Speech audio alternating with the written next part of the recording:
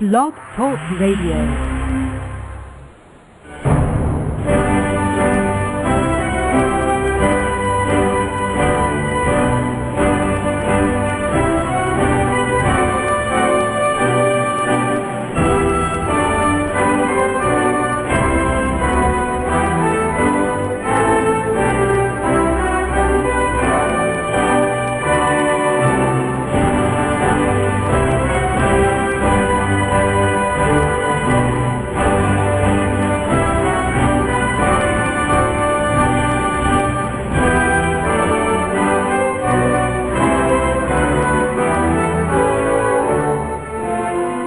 Amigos, estamos aqui de volta.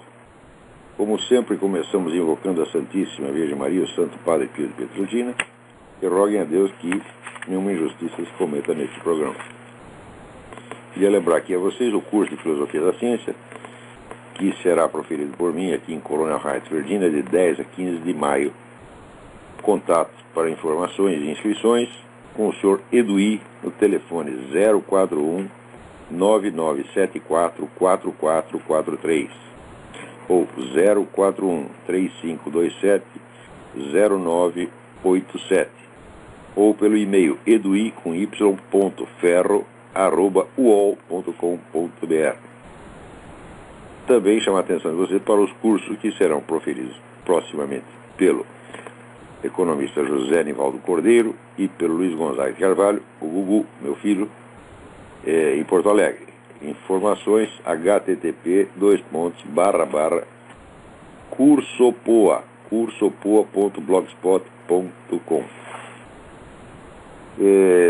A gente tem recebido aqui várias cartas de pessoas perguntando se ainda podem se inscrever no curso online de filosofia do site www.seminariodefilosofia.org.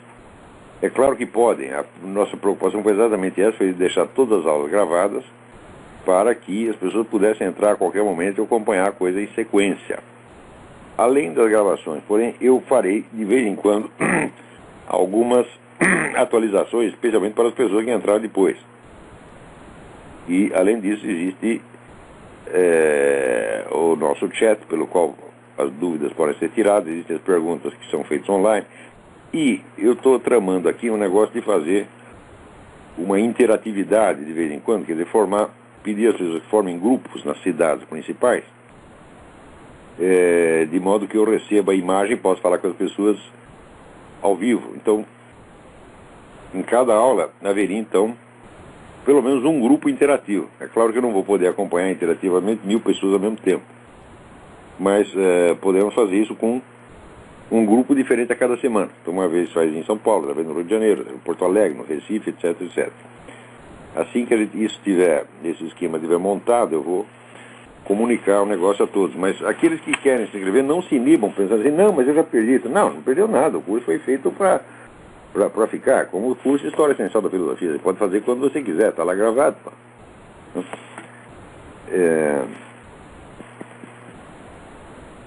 Muito bem. Aqui, nos Estados Unidos, o FBI acaba de invadir aqui um lugar em Michigan, onde havia lá um grupo terrorista cristão se preparando para a batalha com o anticristo. Uai, mas que raio de grupo terrorista? Que ato terrorista eles fizeram? Até agora não fizeram nada. O que eles estavam fazendo? Eles tinham lá, se reuniam, tinham umas armas. Mas se você for prender todo mundo aqui, todo grupo cristão que tem arma em casa, vai prender metade do país. Mas é claro que o governo está muito preocupado com esses grupos cristãos, terrorismo cristão, que nunca aconteceu. Não houve um só ato de terrorismo cristão em toda a história americana. Ele é no mundo inteiro. Não tem nenhum grupo terrorista cristão que tenha feito alguma coisa.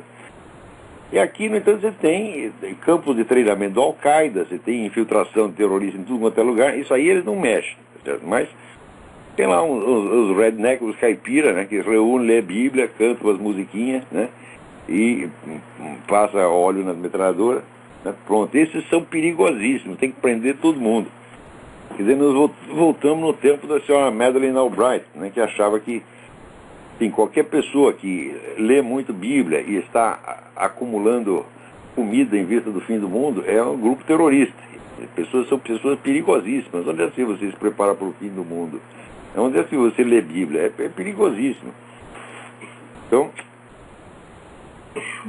vê que a política do governo americano é essa. Aliás, vocês têm que prestar atenção, porque esse negócio de perseguição entre religiosos, isso não é uma coisa casual, não. Você tem um esquema mundial, né, de opressão entre religiosos, um negócio planejado, isso faz parte, é uma coisa essencial do plano da nova ordem mundial. Se você ler o livro do Lee Penn, que se chama False Dawn, Falsa Aurora, você vai ver que o planejamento de uma nova religião mundial unificada, a religião biônica, tá certo?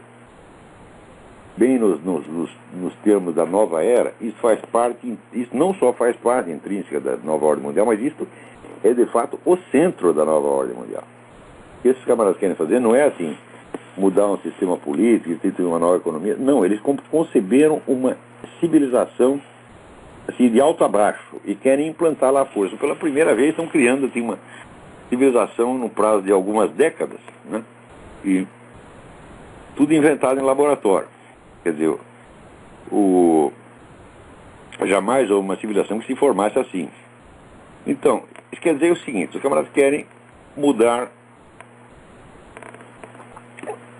todos os critérios de ação pública e privada, mudar completamente os cânones da educação, da moral, da conduta particular e instituir a sociedade mundialmente administrada, onde tudo estará regulamentado, inclusive o que você come. Então, eles estão preparando um negócio que se chama Códex Alimentários, onde toda a alimentação mundial será todinha regulamentada. Então, as coisas que você come, elas terão que ter tanto de tal substância, tanto de tal outra substância, está tudo,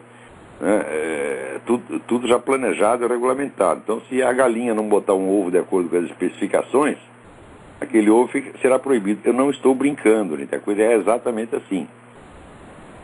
Aqui nos Estados Unidos você tem uma imensa indústria de suplementos alimentares, que salva milhões de vidas, né?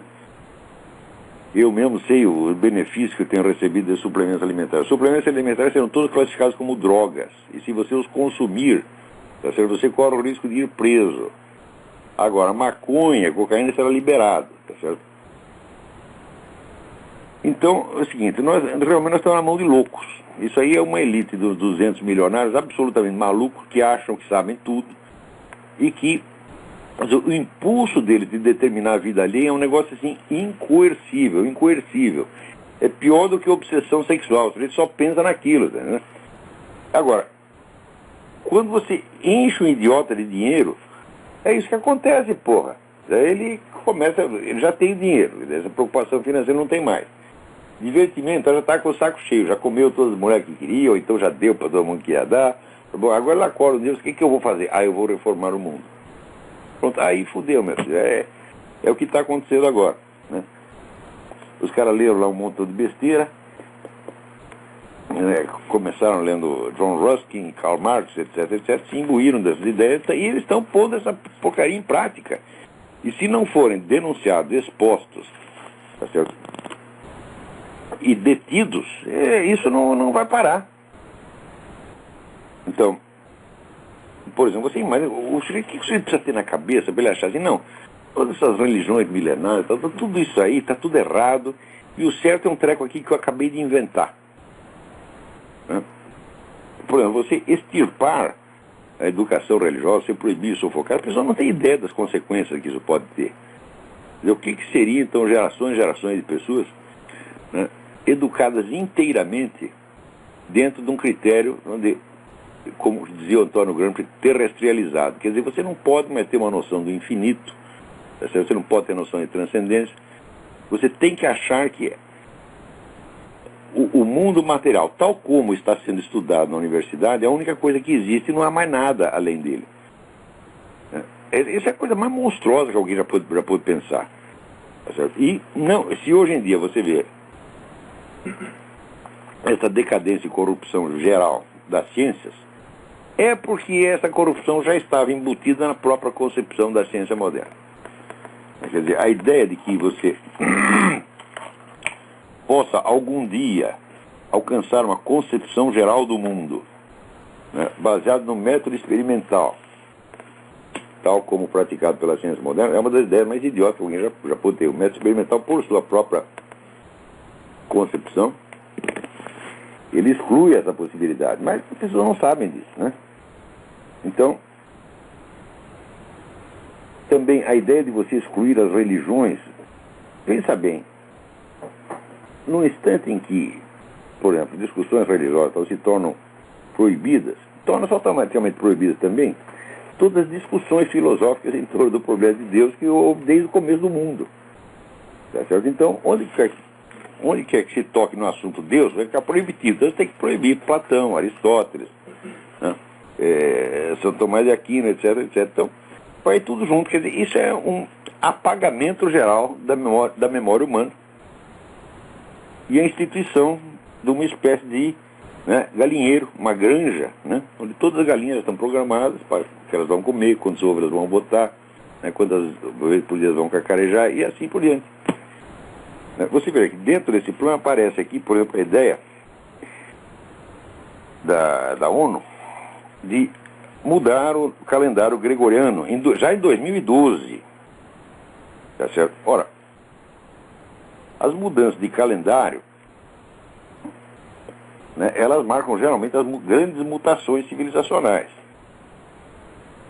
Então, a desculpa aqui é o seguinte: o calendário gregoriano ele tem um pequeno defeito, né, que dá uma diferença de, acho que 26 segundos, né, por ano. Quer dizer que isso quer dizer o seguinte: veja a gravidade do argumento, a seriedade do argumento. Ao longo de 3.323 anos, isso dará uma diferença de 24 horas.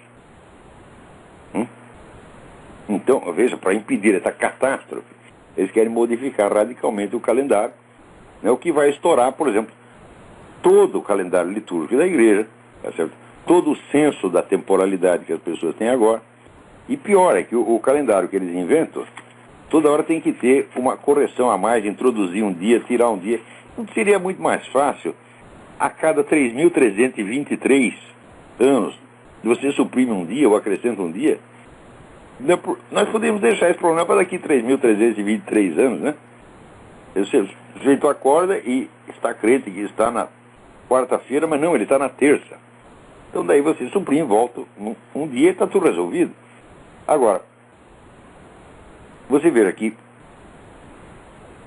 pergunto eu, eles vão implantar isso mundialmente, mas eles vão mexer no calendário litúrgico muçulmano? Não. Porque o Islã, ele é, na sua essência, um calendário litúrgico, né?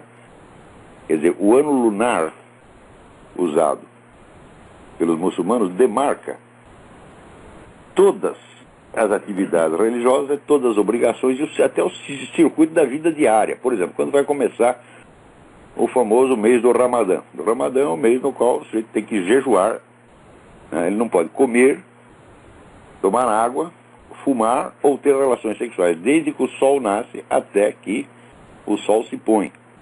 Então isso tem que ser marcado exatamente naquele, que ser aquele dia, conforme o calendário lunar. Portanto, é deslocado em relação ao nosso calendário. Todo ano a coisa tem que ser calculada de novo. Para os muçulmanos tem uma importância extraordinária. Você acha que eles vão deixar mexer nisso? Não. Então só vai ter dois calendários no mundo. Vai ter o calendário da ONU, que é o calendário laico, e o único calendário religioso que permanece é o muçulmano. É isso que vai acontecer. Vocês viram, uma vez mais se comprova a minha tese de que civilização laica não existe. Civilização laica é apenas um aborto. E vai ser uma espécie de mandato tampão, tá certo? Antes que o Islã tome a Europa inteira e o Ocidente inteiro. Quer dizer, quem vai ganhar com isso é o Islã. Então, esses laicistas, globalistas, eles ganham e os muçulmanos levam. É isso que vai acontecer. Então, você vê que existe uma espécie de uma colaboração secreta, eu não digo que seja inconsciente, é até consciente, desses projetos, do projeto globalista ocidental com o projeto islâmico, porque é o islâmico que vai ganhar no fundo. Você vê que essas nações europeias, que foram as primeiras a adotar todo esse critério laicista, materialista, etc., banindo o ensino religioso, são as mais vulneráveis ao Islã.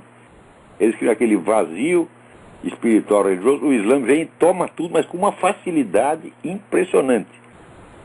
Né? Eles vêm, vamos dizer, com aquela fé, com aquele entusiasmo, e o pessoal europeu não sabe, não tem sequer argumentos para alegar contra eles, não sabe se defender nem mesmo intelectualmente contra os caras. Daí vem aquele palhaço do Sarkozy e proíbe o uso da burca, né, no trabalho. Quer dizer que não tendo burca não vai ter invasão islâmica, meu filho? Quer dizer, continua entrando muçulmano para tudo quanto é lado. Né? Chega a 10 mil por dia, toma os empregos de todo mundo, né? Ocupa o espaço, obtém direitos especiais, mas a burca não. Mas você também, que diferença é a burca? A burca não é obrigatória. A burca é apenas um costume. A burca não faz parte dos 5 pilares do Islã, não é absolutamente obrigatório. Em muitos países, as mulheres usam, vamos dizer, apenas um véu muito leve, que você nem percebe, ela fica muito mais elegante. Então, em que a proibição da burca vai parar a invasão islâmica? Isso é a única coisa que se fez contra a invasão islâmica na Europa. Proibir a burca. Quer dizer, é uma coisa impressionante. Eu penso assim, está tendo uma avalanche, o sujeito embaixo está construindo uma barreira de palitinho de fósforo para ver se para a avalanche. Isso é tão ridículo. Olha, uma coisa assim que me deixa realmente assustado, a fraqueza e a covardia me assustam mais do que a agressividade e a raiva, porque a raiva tem limite, agora a covardia não. Um ser humano, onde a capacidade destrutiva de um ser humano tem limite, mas o cagaço não tem limite. O sujeito pode baixar, até um estatuto infra-humano. O sujeito vira uma minhoca. Veja aqui, na Holanda, né, 10 funcionários altamente colocados da polícia pediram demissão, porque eles dizem que na polícia holandesa, se você é um homem branco, é impossível você subir de posto. A sua carreira está liquidada. Tem que ser mulher, ou islâmico, ou preto, ou qualquer coisa que não seja homem branco, né? Então você vê que os camaradas permitem que dentro do seu próprio país se crie um racismo contra eles mesmos, meu Deus do céu. E você vai dizer, mas isso aí é apenas um racismo inverso, é puramente reativo. Fala, não, senhor, meu filho. Esse negócio, o ataque de muçulmanos, e sobretudo, incluindo uma grande contingente de muçulmanos negros, a Europa, começou 8 séculos antes de que o europeu desembarcasse na África e na Ásia, meu Deus do céu. Quer dizer, o que é isso? Quer dizer, eles não são os coitadinhos que, depois de sofrer séculos estão reagindo um pouquinho. Falei, não, eles começaram essa merda. Tá certo? Inclusive, se você quer saber, eu já publiquei isso aqui. Até, vamos dizer, as doutrinas racistas, os primeiros formuladores de doutrinas racistas foram pensadores islâmicos. Aí no século 9, 10 já tinham essa ideia. Agora aqui a gente recebe o aviso de que na Venezuela foi preso aí um militante político, Oswaldo Álvares Paz. Né? Provavelmente devia ser um sujeito muito perigoso, devia ter uma bomba atômica estocada. Então o Hugo Chávez, para evitar qualquer dano, né, já prendeu o Oswaldo Álvares Paz. Né?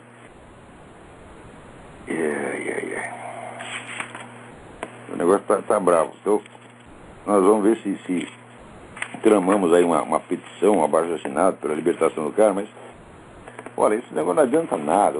Esse Hugo Chávez tem que ser tirado de lá a tapa. Né? A primeira vez que derrubaram o cara, devolveram de idiota. Graças a um merda de um general lá que tá com o Hugo Chávez na mão. O que a gente faz com o Hugo Chávez? Joga na privada, dá para esse macaco comer.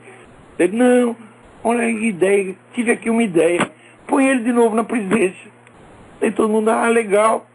Botaram o cara lá de novo e tá ele agora fazendo coisa cada vez pior, enchendo aquilo de membros da Al-Qaeda, cercando-se de militantes da Al-Qaeda, cercando-se de espiões cubanos, tá certo? Governando o país com terror.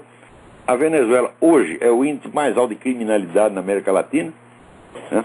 A economia foi para as cucuias, com petróleo e tudo, e vamos dizer, a desaprovação do camarada é maciça, mas ninguém pode fazer nada contra ele. Por quê? Porque as organizações políticas foram quebradas.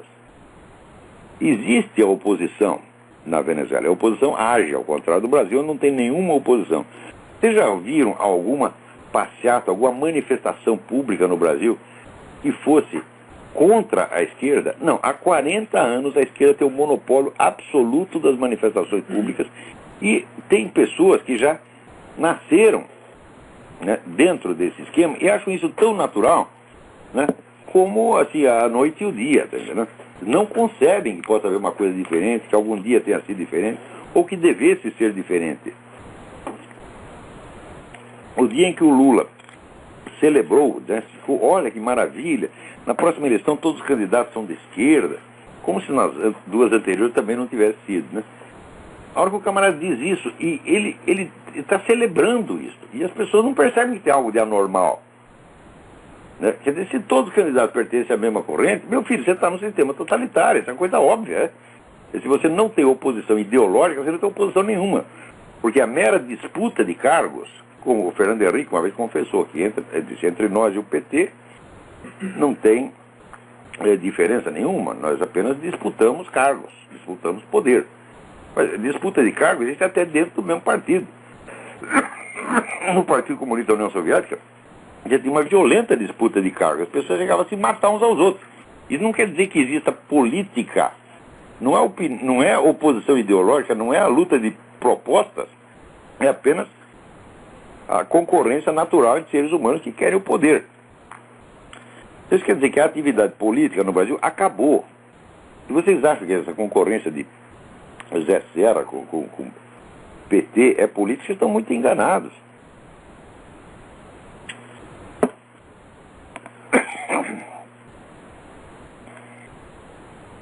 Agora aqui, olha que coisa maravilhosa, né? Saiu até na Folha de São Paulo, né? Tem o projeto de reestruturação do Ministério da Defesa, né, entregue ao Lula pelo ministro Nelson Jobim, né?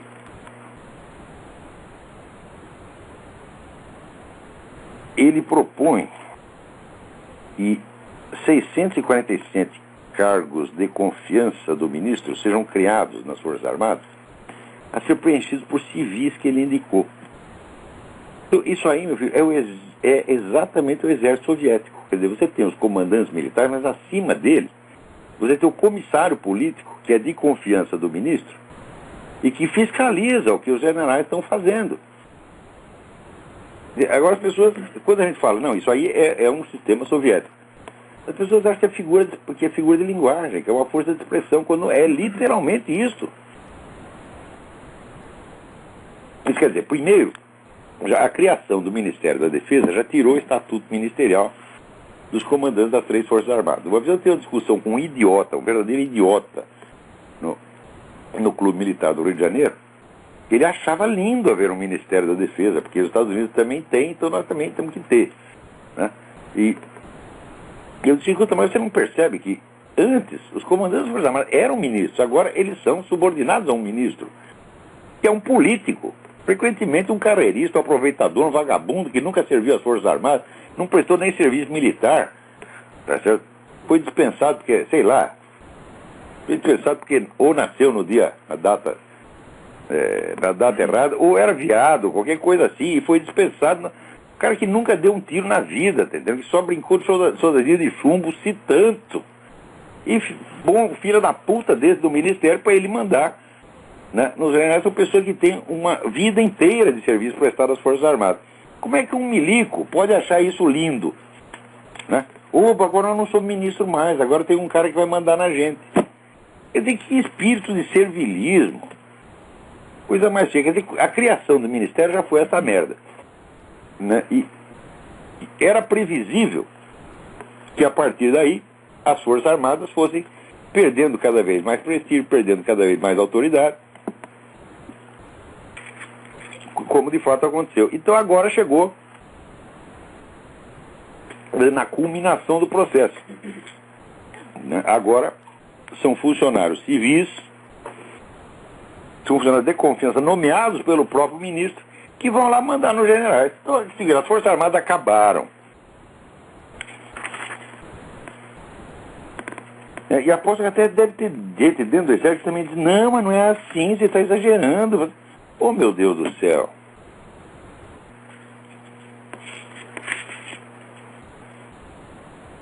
Agora, aqui nos Estados Unidos, fizeram uma pesquisa essa semana, e pelo menos um entre cada 4 americanos, ele diz que depois da eleição do Obama, ele policia as suas próprias opiniões, ele já não diz o que pensa, tem medo, por causa da represália. Bom, o medo não deixa de ser justificado. Olha aí o negócio do grupo terrorista cristão aí, que não fez nada e já está na cadeia. Rapaz, que os caras que fizeram estão sendo tratados como se fossem cidadãos americanos, né, imbuídos de todos os direitos civis da cidadania. Peraí, tem alguém na linha. Quem é? Alô? Alô, Olavo? Sim, quem é? Sim, Olavo, aqui é Gustavo, como vai? Gustavo, tudo bem? Tudo bem, graças a Deus. Olavo, primeiro gostaria de parabenizar aí pelo seu artigo em defesa aí à Igreja Católica, aos ataques do problema da pedofilia, que deixa os católicos mais preparados para responder aí o que o mundão, né, que nunca aceitou a reta moral cristã e agora fica botando em riste, né, o dedo na igreja, né? Bom, eu tenho uma pergunta, aliás, um dado que eu queria te passar, não sei se você sabe dele, concordo plenamente com o seu artigo, mas há quando você fala de Bento XVI, enfim, de que ele estaria com boa vontade aí em botar a coisa à tona. O que, da minha parte, às vezes, eu confesso que eu fico meio duvidoso, né?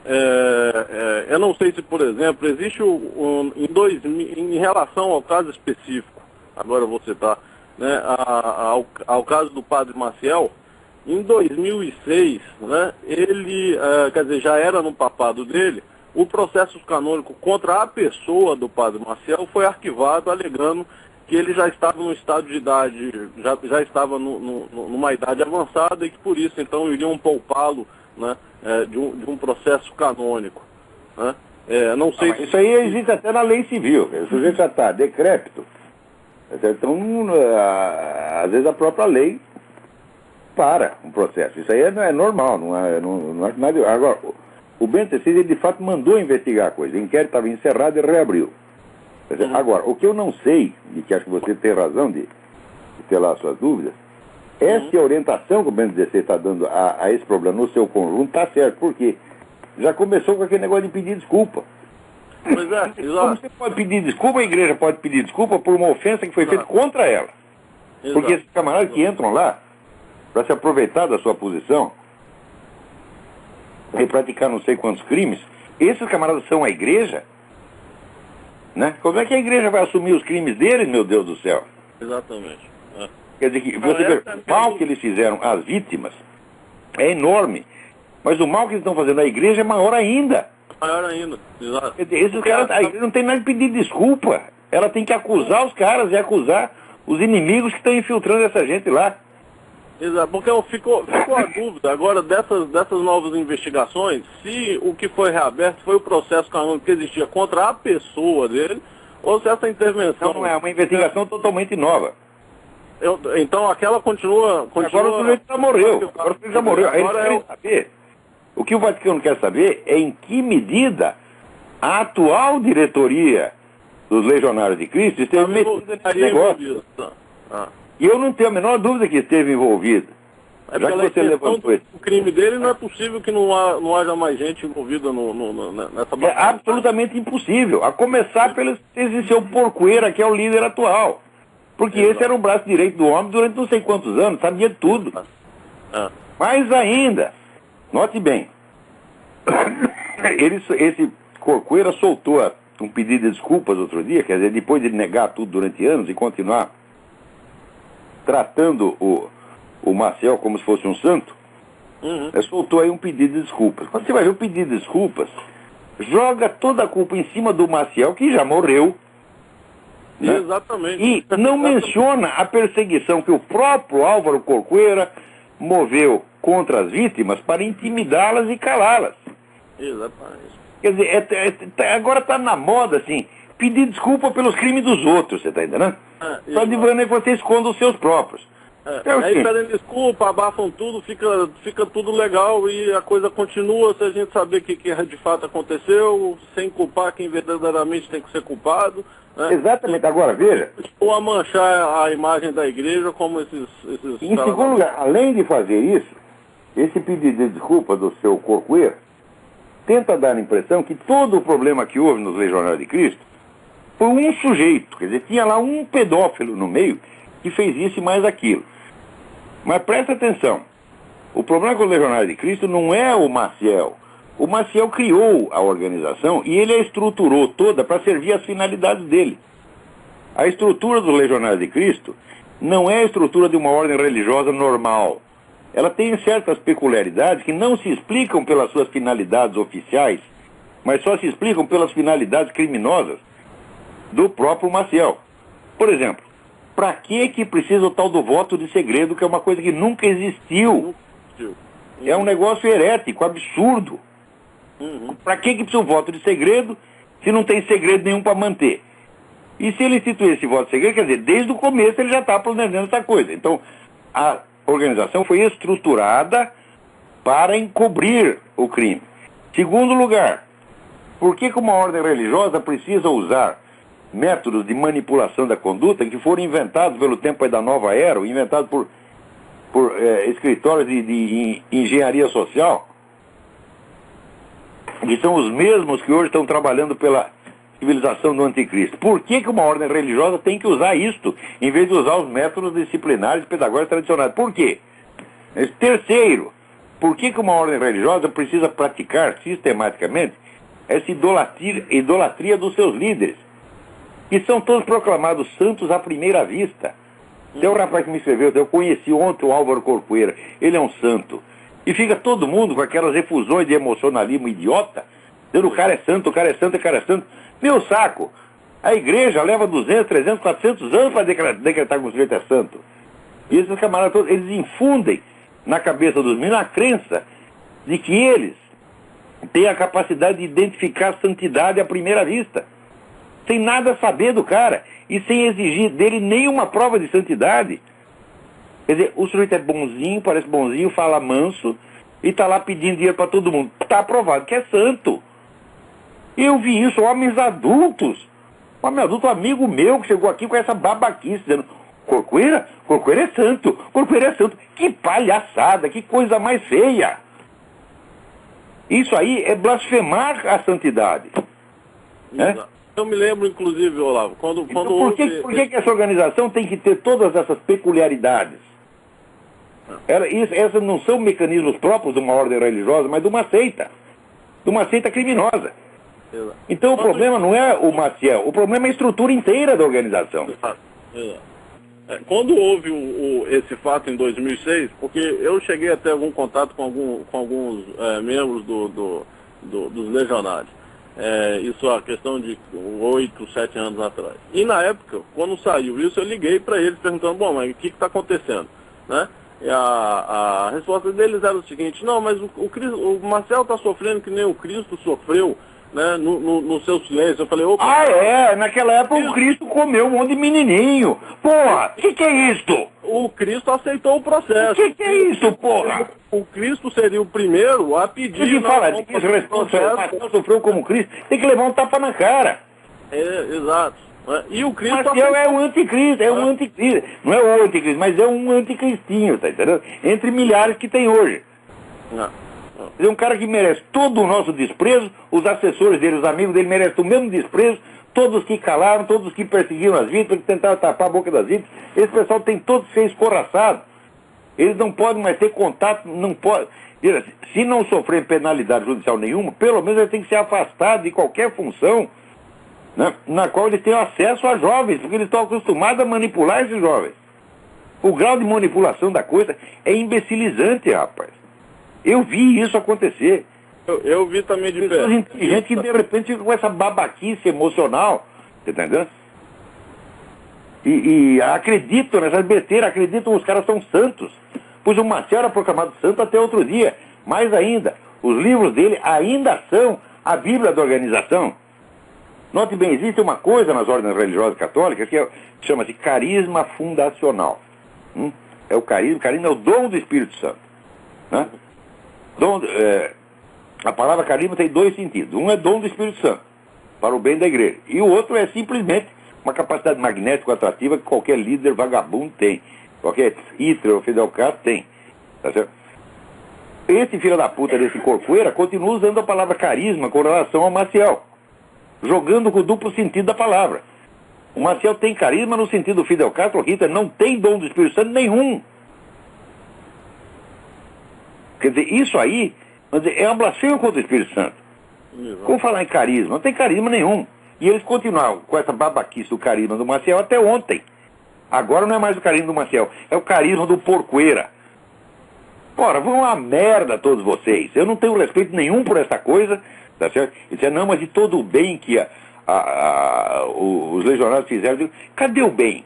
Cadê o resultado desse bem? Por exemplo, eles têm não sei quantas universidades, vai ver o que se ensina lá. Outro dia eu recebi a carta de um aluno de uma universidade dessa em Roma, um cara totalmente analfabeto. Eu vi a sua... Isso, essas coisas assim, não estão fazendo bem nenhum, estão tomando dinheiro pra caramba. Se você mede assim, o que eles tomaram de dinheiro do mundo e o suposto bem que fizeram é absolutamente desproporcional. Bem fez o Santo Padre Pio de Pietrelcina sem receber um puto de um tostão. Não. O Padre Pio nunca tinha dinheiro no bolso. Nunca. Certo? E quando tinha, ele botava na obra dele mesmo, que é o hospital que ele montou. É isso, Olavo. Porque Era mais ou menos isso. Agradeço. Estão corrompendo a própria noção de santidade, para que a pessoa não saiba mais o que é um santo. Falando em Padre Pio, não sei se o senhor chegou a ver numa revista também, Chiesa Viva, se não me falha a memória, sobre a nova catedral que fizeram para ele lá. É uma sacanagem, é uma sacanagem. O plano da catedral, a estrutura da catedral tem a forma de uma serpente. A estética da catedral é uma estética totalmente demoníaca. Exato. E os caras estão fazendo isso lá em Pietrelcina, para cuspir na memória do Padre Pio. Exatamente.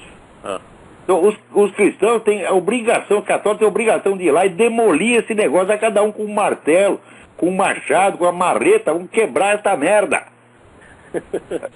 Me chama de... Se eu estivesse lá, faria isso pessoalmente.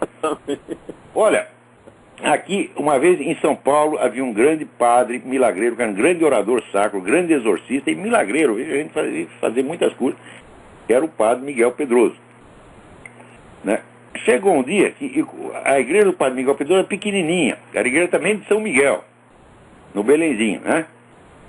Quando tinha missa no domingo, os fiéis lotavam a igreja, lotavam a calçada, lotavam a rua, lotavam a outra calçada e lotavam os bares e as casas em volta. Era assim que era a missa do padre, né? Bom, daí o pessoal da cura resolveu começar a sacanear. Já mandou o padre lá para uma outra igreja na puta que o pariu, ninguém sabia como chegar lá. Sumiram com o padre, que tinha estado 40 anos no lugar, que era uma tradição já do bairro.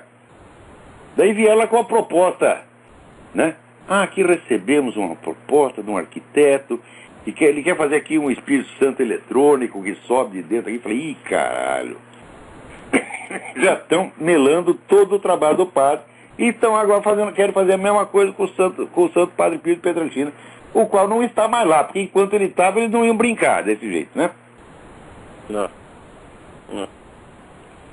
É isso, Olavo. Agradeço a atenção e só aproveitar para fazer um apelo, né, para os católicos, em vez de ficarem aí perplexos sem saber o que está acontecendo, né, aproveitarem para estudar aí, para ver que... Né, agora é que tem que defender, que a igreja está sendo assaltada desde dentro e dentro de fora, e de fora tem essa mídia canalha, esses chacais da mídia. Canalha. E dentro está cheio de maciéis e corcoeiras. E a gente ainda fica querendo alisar a cabeça dos filhos da puta. Né? Isso se não chegar um papa e não pedir desculpa.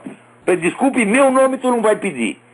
Eu não mexi com menino nenhum, eu não fiz nada disso, eu não tenho nada a ver com isso, você está culpando os inocentes. Você está culpando, tá certo? Os santos e mártires que são a igreja, que se você falar pede perdão em nome da igreja, você está assumindo o pecado, porra. Se o pecador que peça, a igreja não tem que pedir perdão em nome dele. Exatamente. A igreja pode interceder pelo pecador perante Deus, mesmo que seja um criminoso. Isso ela pode fazer. Agora, perante o mundo, não. A igreja não está aí para representar o pecador perante o mundo, né? e pedir perdoe o Maciel, perdoe o Corcoeiro. Não pode fazer isso. Porque senão está assumindo, está cuspindo na própria cara. Então, eu estou dizendo que o Papa está fazendo a coisa certa no que diz respeito à investigação. Mas eu não sei, eu não tenho certeza de que ele tem a visão realista da coisa. Eu duvido da seriedade da coisa, Olavo. É isso que eu não vejo consistência, entendeu? Por exemplo, agora eles andaram soltando uma nota dizendo, não, então a partir de agora nós renegamos, né, o nosso fundador. Pô, assim, é como se fosse uma espécie, agora nós já estamos renegando, não enche mais meu saco, vai ficar tudo... Renegando o caralho, assina um cheque aí, dá uma indenização monstruosa, tem que pagar para todas as vítimas. E não é com o dinheiro da igreja, não, com o dinheiro deles. Com o dinheiro deles. Olha, eu acho o seguinte, se o Papa tentar salvar a reputação da organização, né, se limpando só no Maciel e desculpando tudo mais, fala, bom, aí a igreja está acabada. Porque não dá para salvar a igreja e os legionários de Cristo ao mesmo tempo, vai ter que escolher. Vai ter que cortar na própria carne e cortar fundo. Tá certo? E tirar a pústula que está lá. Exatamente. Agora não tá, a coisa não está mais para brincadeira, porque você veja, eu até acabei de escrever um artigo dizendo isso, você vê que os inimigos da igreja em geral, que estão dentro dela, são caras, ou são heréticos, são caras modernistas, caras teoria de libertação, e eles então o que eles fazem? Eles deformam a doutrina, deformam a liturgia, etc. Agora, a turma do Maciel, legionário, não, eles mantinham tudo bonitinho no lugar, tudo arrumadinho, para corromper no nível mais fundo, corromper no centro. É como se aqueles camaradas atacavam a epiderme da igreja. Mas esses filhos da puta deixam a epiderme intacta e atacam direto ao coração. Exato. Mas, assim, desde a doutrina, eu cheguei a participar alguns meses da tal da escola da fé deles, né? E logo saí, porque um dos pontos logo na primeira discussão, eu já percebi que havia uma certa tendência, né? Que era a questão de Adão e Eva, do pecado original. Então, que eles diziam que Adão e Eva não teve lá tanta culpa no pecado, né? Eu levantei e falei, bom, mas não teve tanta culpa, então Deus, né, nos tirou do paraíso por um ato em que ele não teve culpa, então portanto... Então foi um ato de arbitrariedade de Deus. Se Adão e Eva não teve culpa, quem mais teve? Quem mais tinha lá? Exatamente, eu falei, bom, se aqui, né, no mundo decaído, eu, né, sou muito mais tendente a cair no pecado, né, do que era Adão e Eva, eu tenho que me arrepender, tenho que me ajoelhar e pedir, né, meu perdão e reconhecer minha culpa, tão somente minha culpa, mas, né, que dogmatismo é esse, né? Que ortodoxia. Que privilégio é esse dado a Adão e Eva? Nós temos que nos arrepender eles. Não, que merda é essa? Pois é. Mas é isso, Olavo. Eu agradeço, né? E parabéns aí pela defesa.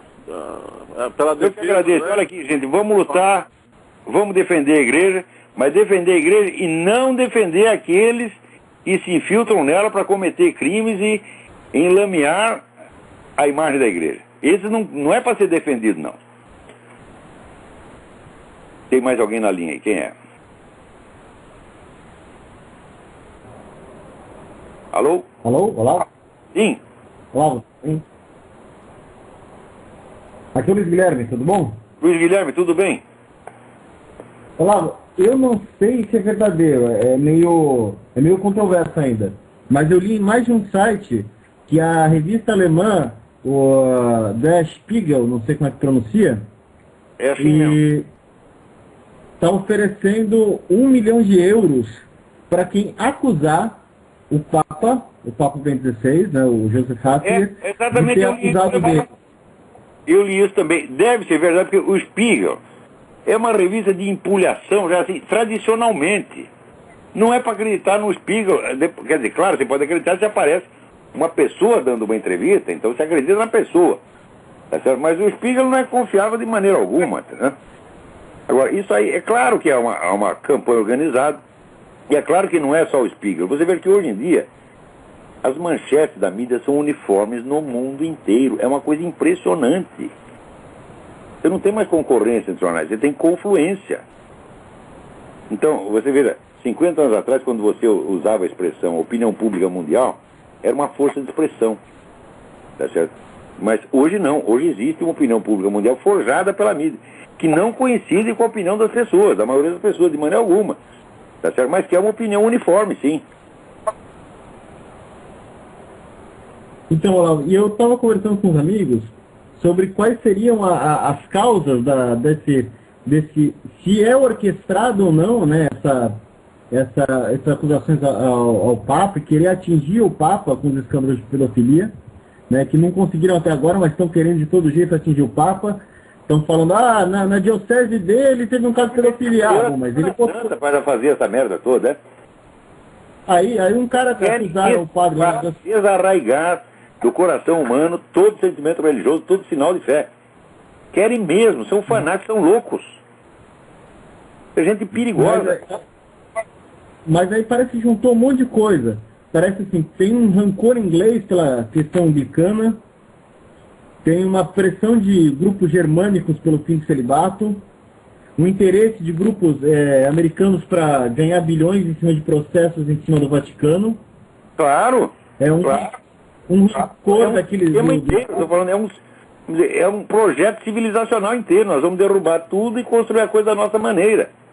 Ninguém foi consultado, tudo isso sai pronto das cabeças desses 200 gênios, tá certo? Leia o livro do Lee Penn, procura esse livro, False Dawn, False Aurora. Está tudo lá. Quer dizer, a instituição de uma religião mundial biônica está no centro desse projeto. Ela não é um enfeite. Aqui nós temos um plano político e econômico e vamos enfeitar aqui com um elemento cultural, ideológico, religioso. Não, isso é o centro da coisa. Esse negócio saiu, isso emerge de sociedades esotéricas, anticristãs, que estão falando disso há mais de 100 anos, porra. Tudo isso está documentado. Outra coisa pode ser também pela uma represália à pressão pró-vida que a igreja faz, né? Não é aborto, isso. Mesmo que não tivesse isso, eles querem acabar com a fé, porra. Eles querem instituir o mundanismo obrigatório, quer dizer, este mundo, né, o mundo tal como as ciências acadêmicas descrevem, é tudo que existe. É proibido você pensar qualquer coisa fora disso. Agora, Olavo, como é que você explica a incrível adesão de judeus e grupos judaicos a esse clima de acusações? Mas eu falei pra você, tem 3 entidades no mundo que são especialistas em foder com elas mesmas. Primeiro, a Igreja Católica. Segundo, os Estados Unidos. Terceiro, os judeus. Eu nunca vi gente para gostar de tomar no cu como esses 3. Eles vivem alisando, afagando os seus traidores, seus inimigos. Depois se ferra todo, né, e sai chorando. É impressionante. Isso é uma doença. Agora, quando você destrói as bases morais, simbólicas da civilização, como está acontecendo, as pessoas ficam exatamente assim, elas ficam desfibradas. Se você não tem, não que todo mundo precise ter pessoalmente a fé religiosa, mas se você não tem um número suficiente de pessoas na sociedade que tem a fé, e que não aceita o contrário, que é apegado realmente à sua fé, se você não tem um número suficiente de pessoas assim, você não tem certeza de nada.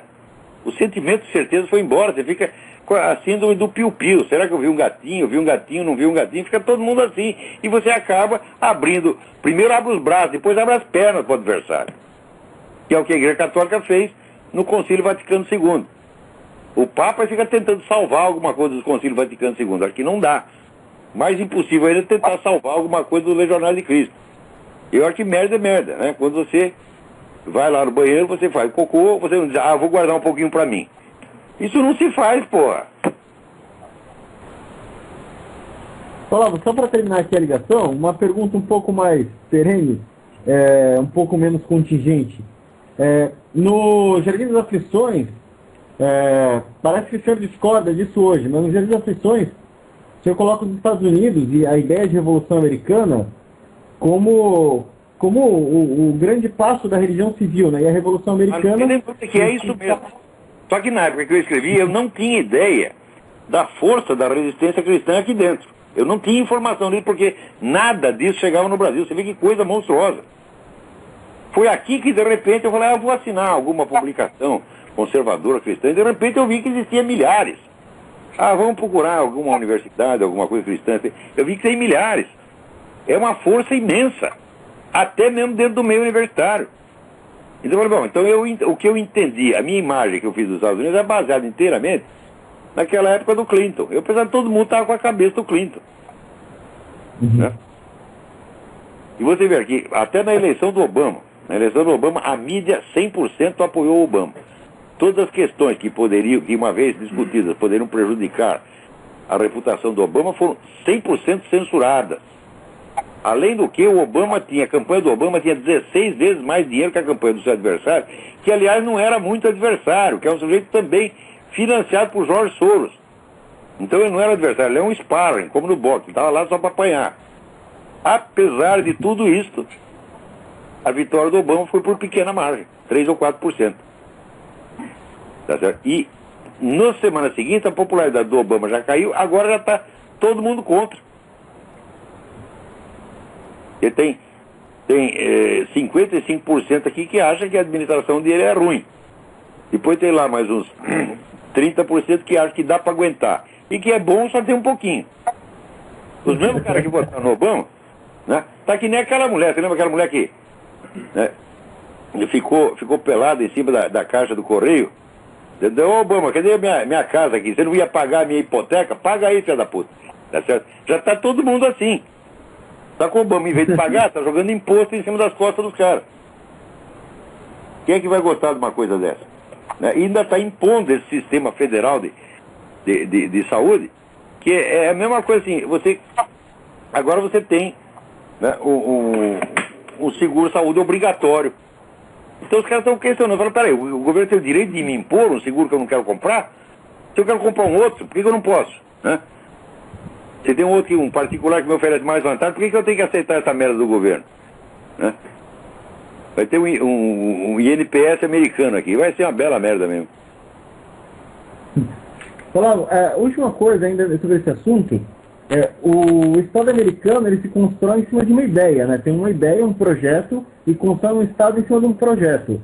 Isso Sim. Não seria uma manifestação da mente revolucionária? Não, porque a ideia aqui foi exatamente o contrário da mente revolucionária. A ideia nunca foi a concentração do poder, mas a sua divisão e a sua limitação. Isso foi levado a sério durante bastante tempo. Agora, sempre que aparece cara que tem ideia contrária. Então ele disfarça, ele usa a linguagem da independência americana, a linguagem dos Founding Fathers, mas quer fazer o contrário. Se você quer saber, um desses foi o Lincoln. Lincoln tem uma concepção altamente centralizadora e burocrática do Estado. Tá certo? Então, naquela época, ele já instituiu coisas que nunca tinham existido. Censura a imprensa, mandou prender os adversários, fez lá um monte de coisa. Tá certo? Daí, como estava pegando mal, daí ele inventou retroativamente a desculpa de que era para libertar os escravos. Ele que nunca tinha ligado para isso. A guerra não começou por causa do problema de escravidão. A retórica da anti-escravidão entrou depois como justificativa. Então, tem um livro do sujeito chamado Di Lorenzo, 2 livros sobre o Lincoln, né? Você vê que o Lincoln tinha, por um lado, tinha grandes méritos de estadista, foi um grande líder, mas as concepções dele não eram assim, não eram tão maravilhosas quanto o pessoal imagina, não. Né? Depois, quando veio o Wilson também era um burocrata. Depois o Roosevelt, né? Depois o Clinton e agora o Obama. Eles sempre têm os caras que eles têm um fundo de ideias socialistas. Eles querem centralizar e querem aumentar o poder do Estado. Para aumentar o poder do Estado é a coisa mais fácil do mundo, porque essa é a tendência natural do próprio Estado é crescer indefinidamente.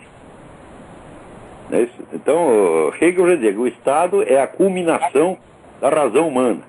Claro, o Estado é a administração, é o domínio racional sobre toda a sociedade. Tá certo? Agora, é o domínio, os meios que ele usa são racionais, mas a própria existência dele, a expansão dele, não tem nada racional. Mas eu acho que é um processo quase incoercível. A gente tem que lutar contra isso o tempo todo. Só uma última pergunta interessante. Na hora que os Founding Fathers eles projetam como deve ser a sociedade americana, eles não estão agindo da mesma forma que eles não projetaram nada. Né? O que eles fizeram foi, eles pegaram todas as leis que já estavam em vigor, leis herdadas do sistema judicial inglês, e adotaram aquilo. Eles não inventaram nada novo, não. Eles não criaram assim, uma concepção, não eram engenheiros sociais. Né? Tem o famoso livro do McLaughlin, que é a História Constitucional dos Estados Unidos, ele deixa isso muito claro. Né? Eles praticamente não inventaram lei nenhuma. É tudo coisa que já existia. Eles quiseram consagrar os direitos tradicionais e impedir que o crescimento do Estado sufocasse esses direitos. Então não foi uma revolução no sentido técnico que eu uso o termo, né? Foi uma guerra de independência nacional, ponto final. Cid Olavo, muito obrigado aí, uma boa noite, fique com Deus Obrigado. aí, você e sua família. Obrigado eu. Então, olha, a mentalidade revolucionária, né, não é que o sujeito faz um negócio que ele mesmo chama de revolução, nem por isso é mentalidade revolucionária. Nem todo plano de futuro também é mentalidade revolucionária. A definição de revolução é o seguinte, é um projeto de reestruturação profunda da sociedade, baseado na concentração do poder. Se não tem essa união indissolúvel, né, do projeto de futuro com a concentração de poder, não é um processo revolucionário. Por exemplo, você pode ter uma concentração de poder sem um projeto de futuro. Por exemplo, um governo de emergência que você cria para sufocar uma rebelião, como aconteceu na Áustria, no tempo do Dollfuss. Era um governo autoritário, uma centralização de poder, mas ele não veio lá com um projeto de futuro. Ele só que tinha lá os nazistas e os comunistas fazendo uma baderna e instituiu um governo autoritário para sufocar aquilo. Terminada aquela situação, o governo volta para casa e volta tudo ao normal. Então é um governo autoritário, mas não revolucionário. Do mesmo modo que o Pinochet, no Chile. Ele tinha lá uma revolução em curso, cria-se um governo autoritário que sufoca aquilo. Não é revolucionário. Agora, também nem todo projeto de futuro é revolucionário. Não é porque você decidiu, vamos aqui, sei lá, criar um banco para financiar a agricultura. Projeto revolucionário. Claro que não. Né? Você querer a melhora da sociedade não é um ato revolucionário em si. Agora, aqui a Revolução Americana, chamada Revolução Americana, o propósito dela foi realmente criar um sistema no qual o poder fosse impedido de se expandir além de certos limites. Né? Quer dizer, você não pode esquecer que a Revolução Americana nasceu de um acordo entre estados independentes que escreveram a Constituição para preservar a sua independência. Tanto que na Constituição está assim: todos os direitos que os estados não cedem expressamente ao governo federal neste ato permanecem direitos dos estados. E isso funciona, apesar de todos os ataques que o federalismo sofreu, isso ainda funciona hoje. Tanto que esse plano do Obamacare, plano de saúde do Obama, vários estados já disseram, nós não vamos seguir, porque nós, como estado, não autorizamos o governo a nos impor isto. Então, como nós não cedemos expressamente esse direito ao governo federal, ele não tem esse direito e o direito é nosso. Então, quem decide o nosso plano de saúde somos nós. Isso é divisão do poder e isso foi a Revolução Americana. Então, só se chama revolução no nome. Na verdade, foi uma guerra de independência nacional. Então, por hoje, nosso tempo aqui acabou. Até a semana que vem. Muito obrigado.